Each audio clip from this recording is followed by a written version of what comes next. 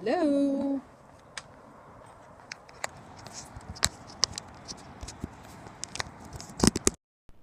Phone. Can you guys hear me?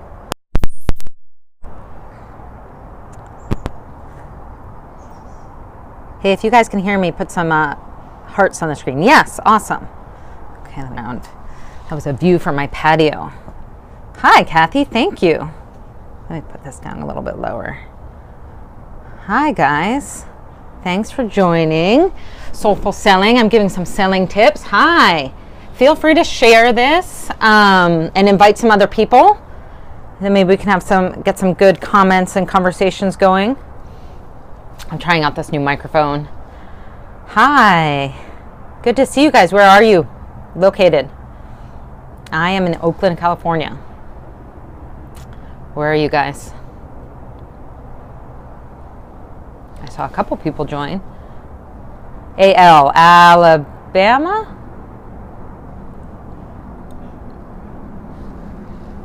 Yes. Oh, cool. Great. Susie Moore. Hi, Susie. How are you? Are you in New York today? Let me fix this microphone here. Let me know how the sound quality is. I'm trying out this microphone, but I think it's pretty good. Cool. We're going to do some selling tips today about Soulful Selling. I'm Christine Pereira, founder of Soulful Selling Bootcamp. So thanks for joining. And I wanted to talk today about confidence. So feel free to share. Just swipe to the right on your iPhone or swipe up on an Android device, and you can share with others. Because I'd love to hear some comments and a little bit of feedback from you guys. That'd be great. Where's everybody else from? Do I need a microphone? No, you do not need a microphone. I wish that we could have like a back and forth chat. That would be awesome. But unfortunately, you guys can just chat. I can't chat back. I can only speak. But that would be, and I wouldn't be surprised if Periscope would do that in the future and have like a two-way chat. That would be really cool. It would be much more interactive. But unfortunately, I can only read what you are writing. So lots of hearts are always helpful. Sharing is great. Then we'll get some more people. That's always nice. But I wanted to talk about confidence today and why it's so important for selling. So what can we get feedback from some of the other folks? What do you guys do, or what kind of sales do you do?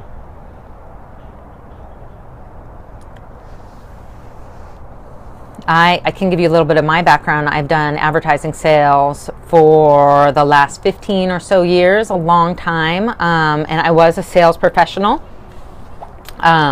Worked at a couple big companies. I mean, when I do my own scope, life coach. Okay, you're a life coach. Awesome. Yeah, so you're selling yourself really and your services, which confidence is so important for that, for sure.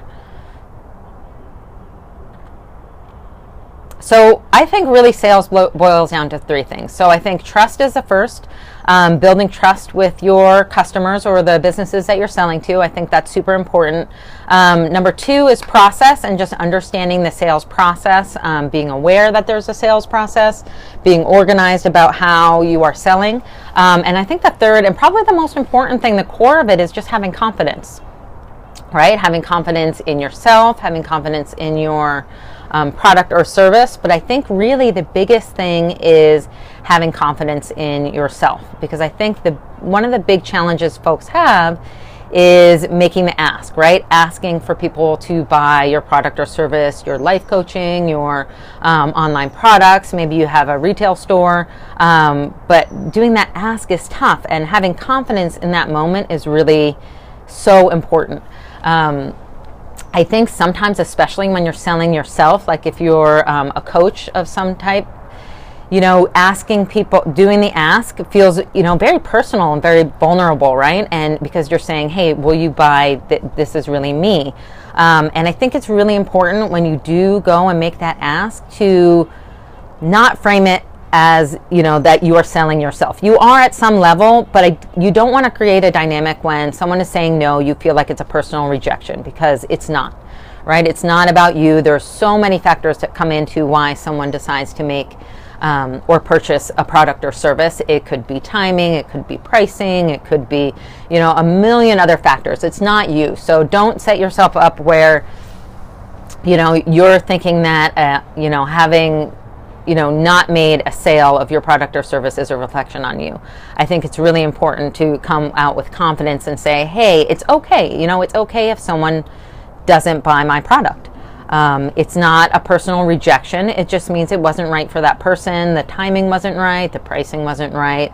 That person wasn't ready for it, because when you do sell something, you want it to be a win-win. You want it to be a great thing for the person who bought it and a great thing, for you. You want it to be a perfect fit. And that's why it's okay to say no to someone who wants to buy. And I work with a coach who is great at creating filters. So she's fantastic because she, only wants to work with certain kinds of clients. And I think that's wonderful. She kind of chooses her clients as much as her clients choose her. And I think that's a great thing to do if you have the ability to do that, is to filter out your clients. And whether that's you ask them a survey, whether that's the way you present yourself, whether that's your pricing.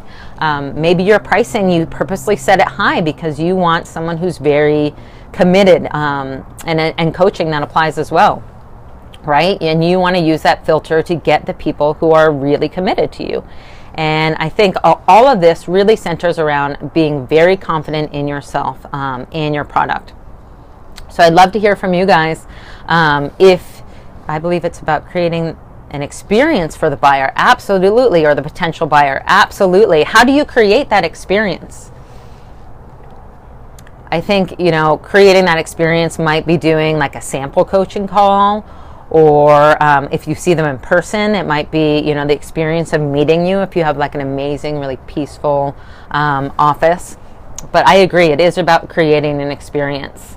I think it's also about feeling very grounded and authentic when you are asking and creating your product or service, right? Because I think when people try to create something or a service that's not really true to them, sometimes it doesn't work exactly the way you want it to, or people kind of sense maybe that's not exactly what you should be selling.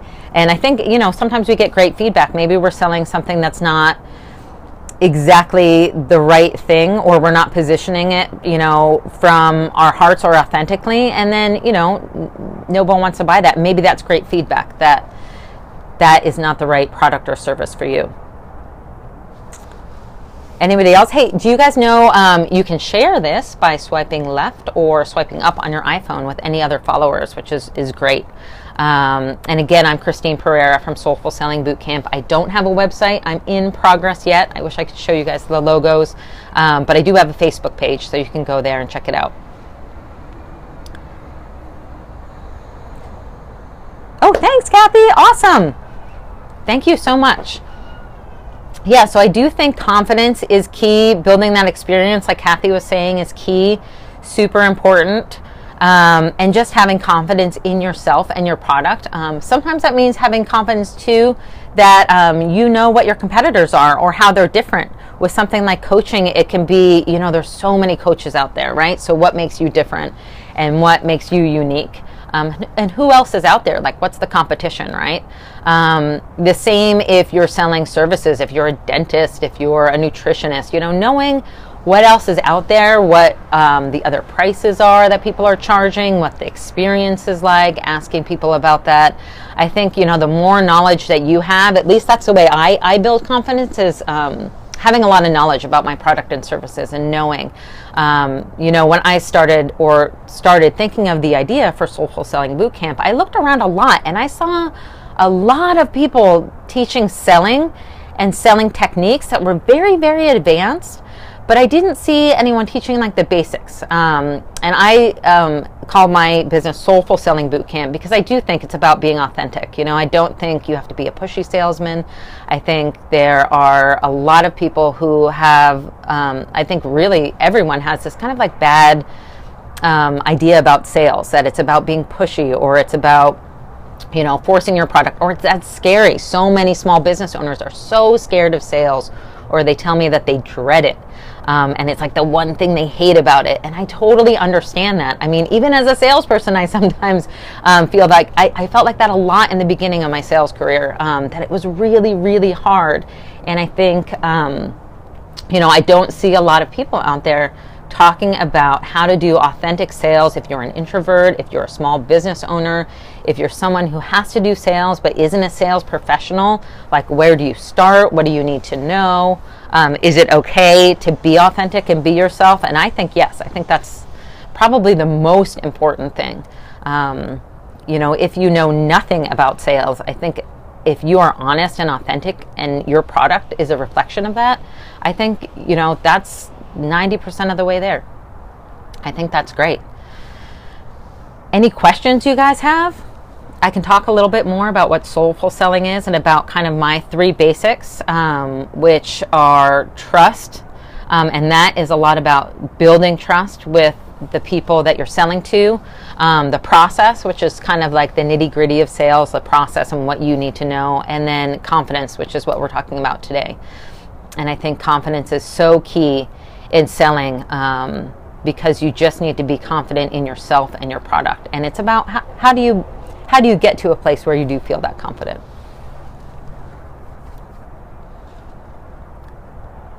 Any other comments from you guys? I see a couple people there.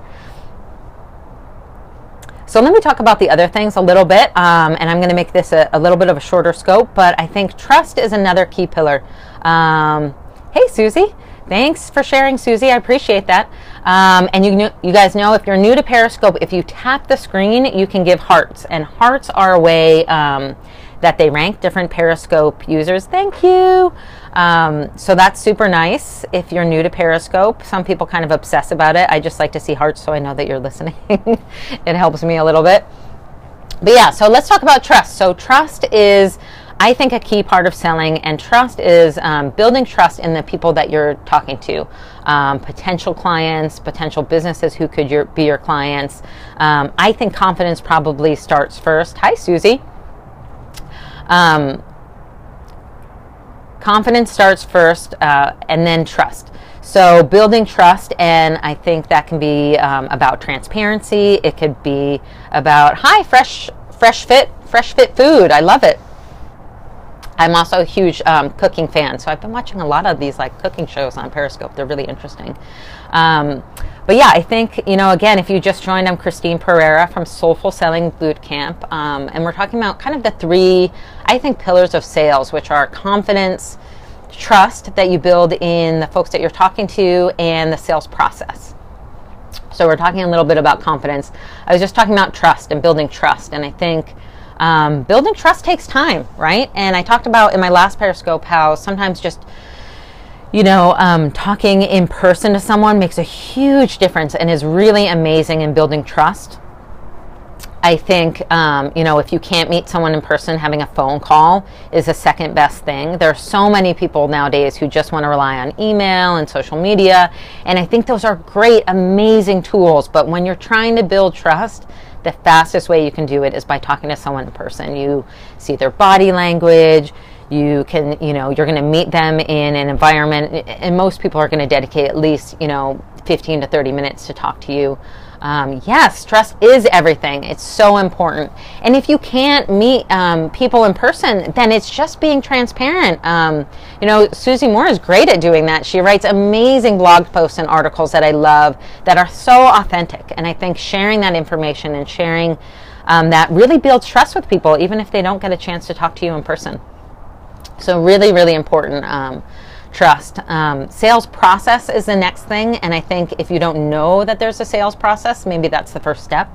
A lot of folks will say it's kind of like cooking. Maybe the food person here understands that. It's like, I always use the analogy, if you say you're a bad cook because you pull a recipe out of a magazine and you try to wing it with the ingredients that you have in your fridge and your the equipment that you currently have, and you say you're not a good cook, that is not true, right? You are just a person who has unrealistic expectations, because to make a great meal, there is planning involved, right? You have to make sure you have all the right cooking equipment. You have to make sure you have the great ingredients. You have to make sure you have the time, and the recipe kind of comes last, right? You need to have all of those things to be a great cook and to make a great meal. It's the same with sales.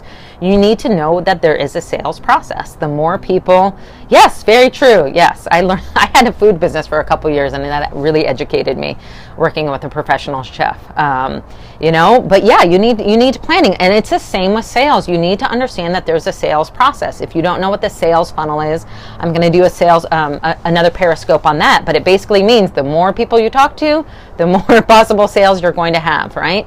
Most of the time, you're going to have to talk to 10 or 20 or 50 people, or at least expose your message to that many people before you get one sale.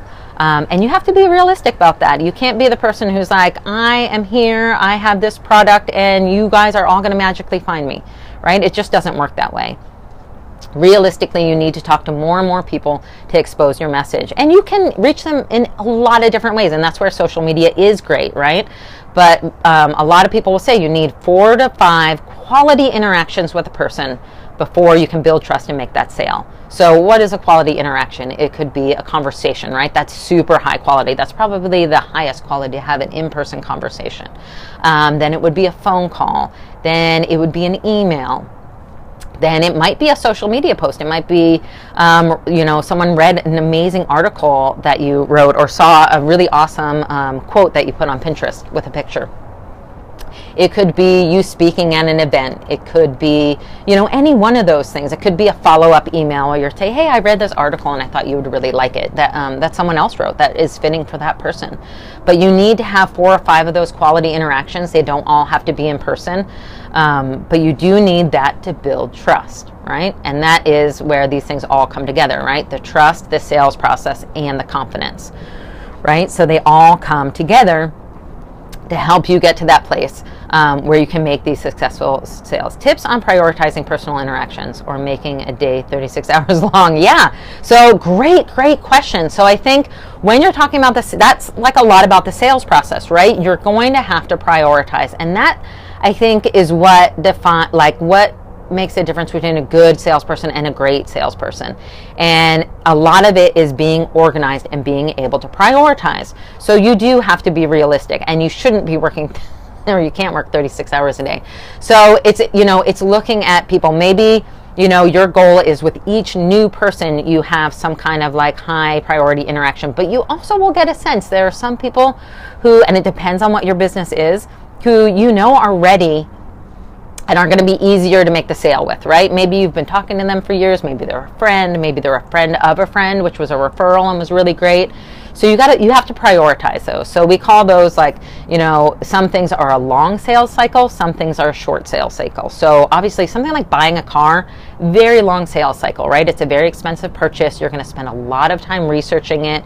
You're going to probably talk to a lot of friends or do a bunch of research online. You're going to go to the dealership, right? It's a long process. It's not something you're like, hey, today I'm going to go buy a car. Occasionally maybe someone does that, but and then something like, the food that you buy might be a much shorter sales process, right? You go to the grocery store, you see what looks good. I feel like this tonight, I'm going to buy it, right? Short sales cycle. So, and it's the same with anything, right? So in advertising, I had big companies where there's someone like a Microsoft who was a very long sales process. I had to talk to them for like 9 months, go up there every week to Seattle to finally get the sale, right? But then I had other people who called me and were like, hey, I was referred by so-and-so. I'm ready to buy today. How do I get my account set up, right? So it's kind of balancing those. I would have to really manage my time because I could have been emailing these guys at Microsoft every day, but I knew it was going to take a really, really long time. So I would prioritize. I would kind of put it in my calendar. Hey, I'm going to check in with them once a week by email. I might fly up there, every week. And then I saw like, hey, this is going to take a really long time. Maybe I'll go up every 3 weeks. So I think you have to prioritize the people that are in your lead list, or that's what I would call it. Doesn't sound very exciting, but kind of like in sales, you would have a list of people you're trying to target. So I think you want to prioritize those. Some, who don't know anything about you, you might want to start having more personal interactions with. If someone already knows you or was referred to you, you might be able to have maybe a great, like a phone call, right? And then there's also location considerations. If everyone you are selling to is right in your immediate area, you're going to have to do some kind of other filtering on it. But I think you just have to prioritize kind of like who's an immediate or a quicker sale, who's a longer sale. Also, there's different values of a sale. Who's going to be $100 sale, who's going to be $1,000 sale.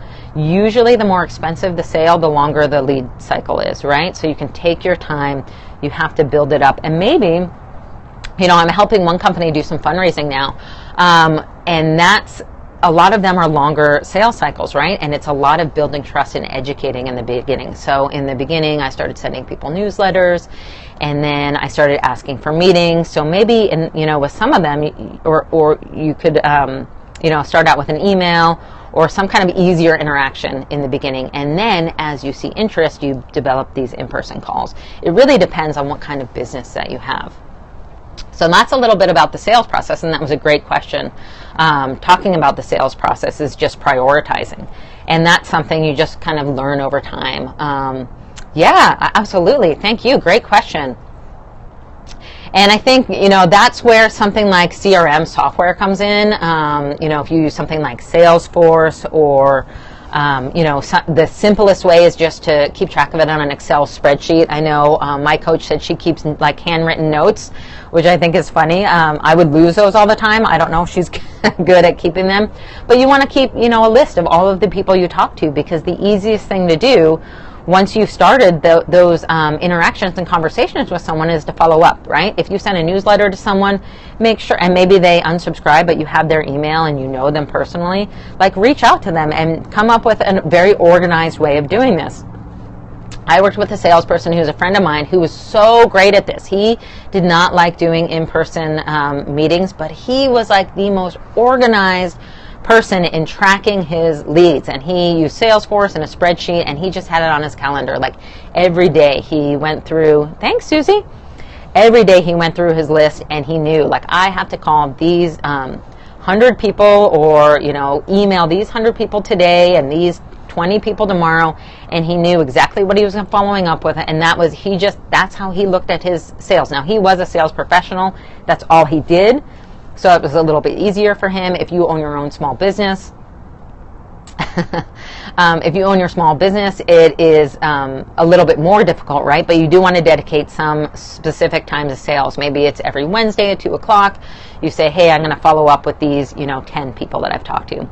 But I think having that organized way of following up is really important. It's funny, if you know me, I'm not an organized person. Well, I'm more organized now because now I have 2 kids and I work, and I've kind of forced to be organized, but I really became organized by learning from sales. If you knew me growing up, I was the most unorganized person. I just was never on time to anything. I just could not manage my time. And by learning, how to effectively manage sales really has made me a more organized person, which is interesting. I think it's good if you're a little bit more organized before you start doing sales, but it helped me get more organized. So I think, the sales process is a big part of it, and just knowing that there is a sales process and having realistic expectations, having realistic expectations about cooking an amazing meal or even just a basic meal is really important, right? And then the last key, like we were talking about, is confidence, right? And that's where it all starts, being confident in yourself, being confident in your product, and however you build that confidence is up to you. If that's, confidence by practicing, your pitch and practicing that in front of a mirror or with friends. I used to do that when I first started doing sales. I was practicing my pitch in a stairway, 100 times before I felt comfortable getting on a phone and being around other people who are listening to my pitch. So that helped me build confidence, being very aware of the competition. Definitely really helps. Educating yourself about what's out there, educating yourself on what questions do you think people are going to ask you. Are they going to ask you, how is your product or service different than anyone else? What's great about it? Why should I buy your product? Know the answer to those questions. It's kind of like preparing for an interview, right? People ask you, what are your greatest strengths? What are your weaknesses? Why should I hire you? Think about that because people are almost like interviewing you when they're looking at your product or service, right? So you want to know the answers to those questions. You want to feel confident about it, and you want to be confident in yourself, right? Because you want to be confident in yourself that you know when someone says, no, this isn't the right product or service for me, it is not a personal, it's not a personal decision. It's not about you. It's not that you are not good enough. It is that that product or service wasn't right for that person, and that's totally fine. And I think you have to go into it with that mentality, because if you don't, like, making that ask is so scary and you feel so vulnerable, especially if you're selling yourself or if you have a small business where you've put your heart and soul into it, right? Like, that's just really, really important that you feel confident that you know you have a great product. And if you don't feel confident and you have like customers already, we talked about this on one of the last Periscopes I did, like, ask your customers, what do you like about me? Like, why did you decide to use me or buy my product instead of something else? And you're going to get amazing responses, and write those down. How do you find out exactly what your market wants when creating a product? Great question. I think, the first step is asking them, right? Asking them what they want. I mean, that's always tricky because people sometimes don't tell you exactly. Sometimes people don't know what they want. But I think a great first step is to ask them, right? And then maybe dive a little bit deeper, and find out, come up with some samples and see what people respond to. But that's definitely tricky when you're creating products, and creating them around your audience. What do they like? I think asking them, doing research, asking other people, and then sometimes it's just trying it, right? And it totally depends on what your product or service is. With something like, food, maybe that's easy or hard. I actually had a food business, and, we looked a lot at our analytics. We knew everyone loved to order salmon. That was like the most popular fish, which was interesting. We knew that there were always people who wanted a vegetarian meal, and we had this kind of meal service where you could order on demand and make your own food at home, which was awesome. I loved it. But the food business is really hard. So, but we looked a lot at analytics and personal stuff. How much do you think your personal story should be shared in the sales process? I think a lot. I think that's what soulful selling is. Thank you for asking that question, Susie. I think that's what soulful selling is. It's sharing yourself and being authentic. I think that's one of the best ways to build trust, especially with a wider audience when you can't talk to them all in person. Sharing yourself, which is why Periscope, I think, is so effective. Why I think folks who do online videos and talk about their stories are so effective, because you can see them, and you can really build trust that way. I mean, I do think that there's a limit. I think, you don't need to share all of your insecurities, although some of them are fine. But I think, again, that comes from being confident in what you're doing, and sharing your personal story does so much in building trust. When they touch it, it has to be real. Yeah, I mean, exactly. So I think it's so important. That is a good business quote. That's awesome.